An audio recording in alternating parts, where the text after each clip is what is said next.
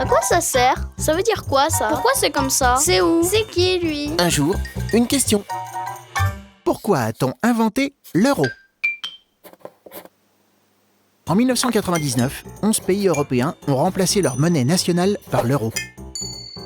Ils sont aujourd'hui 19 à utiliser la monnaie européenne. Ces pays font partie de ce que l'on appelle la zone euro.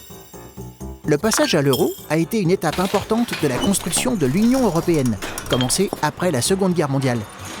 Avant l'euro, il fallait changer de monnaie quand on allait dans un autre pays européen.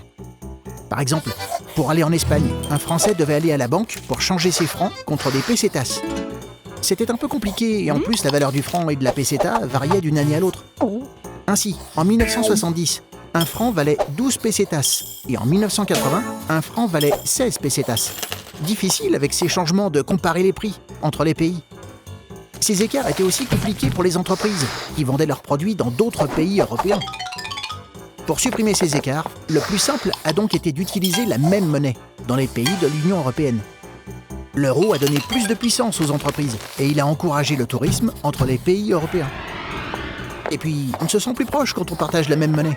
L'euro a été un moyen d'unir davantage les Européens. Pourtant, certains pays européens, comme la Grande-Bretagne, ont gardé leur monnaie nationale, parce que c'est un symbole de leur indépendance. Mais la plupart des pays veulent adopter la monnaie européenne. C'est le cas de la Lettonie et de la Lituanie, qui viennent de passer à l'euro.